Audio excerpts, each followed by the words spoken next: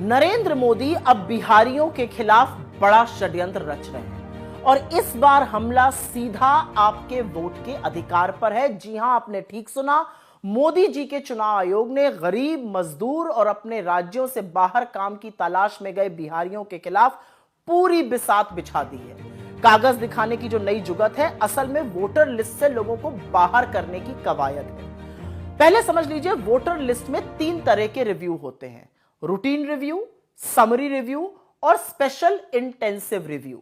Routine review क्या होता है? ये 365 दिन साल में चलता है। एग्जिस्टिंग वोटर लिस्ट में फेरबदल की जाती है, एडिशन डिलीशन होता रहता है, ये पूरे वक्त चलता रहता है। फिर होता है समरी रिव्यू। ये वोटर लिस्ट को बेस बनाकर कुछ वक्त के लिए, स्पेसिफाइड पीरियड के लिए साल में एक बार होता है, अमूमन चुनावों से पहले होता है। और फिर आता है स्पेशल इंटेंसिव रिव्यू, जो कि मौजूदा वोटर लिस्ट को हटाकर नई वोटर लिस्ट को नए सिरे से बनाने की कार्रवाई होती है। बिहार में 22 साल बाद चुनाव से सिर्फ 2 महीने पहले स्पेशल इंटेंसिव रिव्यू किया जा रहा है। पिछली बार जब यह 2003 में हुआ था, तब इसमें 2 साल लगे थे। अब दावा किया जा रहा है कि यह 1 महीने में ही हो जाएगा।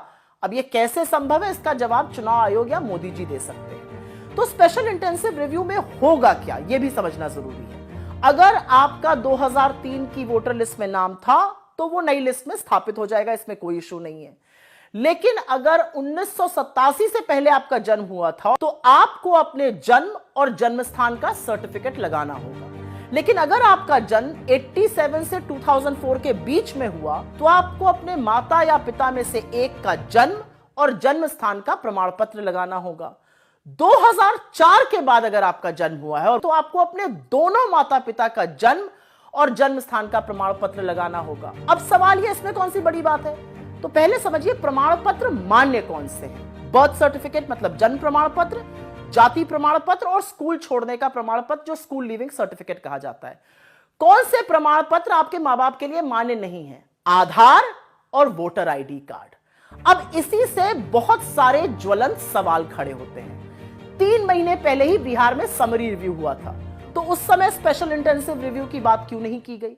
दूसरा सवाल, नए चुनाव आयोग ने बोला था अभी 1 महीने पहले कि उन्होंने 4000 कंसल्टेशन किए, तो उनमें से एक में भी स्पेशल इंटेंसिव रिव्यू पर चर्चा क्यों नहीं की गई? तीसरा बड़ा सवाल, इतना बड़ा कदम उठाने से पहले चुनाव आयोग ने राजनीतिक दलों से विचार विमर्श क्यों नहीं किया? ये सबसे बड़े स्टेक होल्डर्स होते हैं, ये चर्चा क्यों नहीं की गई? चौथा सवाल, ये जो स्पेशल इंटेंसिव रिव्यू है, ये किसकी मांग पर किया जा रहा है? कहां से डिमांड आई है ये होने की? पांचवा सवाल, 22 साल बाद एकाएक निर्णय क्यों लिया गया और शुरुआत बिहार से क्यों की जा रही है, जहां पर कुछ ही महीनों में चुनाव होने हैं? और छठा जबरदस्त सवाल यह है कि अगर यह करना ही था, तो मॉनसून के दौरान यह करने की क्या जरूरत थी, जबकि बिहार के 73% जो एरिया है वो बाढ़ग्रस्त है। और अंत में जो सवाल है, प्रमाण पत्र ही चाहिए मां बाप का, तो आधार और वोटर आईडी कार्ड मान्य कैसे नहीं होगा? कितने लोगों के पास अपने मां बाप के बर्थ सर्टिफिकेट होंगे? बिहार में 8 करोड़ वोटर हैं। इसका सीधा जो प्रभाव है वो 4 करोड़ 76 लाख पे पड़ेगा, जिनका 1987 के बाद जन्म हुआ है। इसका सबसे ज्यादा खामियाजा गरीब, मजदूर और प्रवासी झेलेंगे। मतलब एक प्रधानमंत्री जो अपनी डिग्री ना दिखाने के लिए कानून बनाता है, वो पूरे देश के कागज देखने पर आमादा है। वो क्यों बार बार ऐसे स्वांग रचते हैं जिससे गरीब मजदूर का सबसे बड़ा हथियार, उसका वोट ही छीन लिया जाए?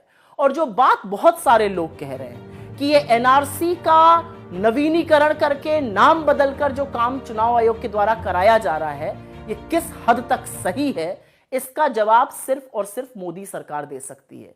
लेकिन चुनाव के 2 महीने पहले ये होना, और इससे संभवतः बहुत सारे लोग वंचित रह जाएंगे वोट देने से, यह सवाल आज पूरा देश के चुनाव आयोग से और नरेंद्र मोदी जी से पूछ रहा है।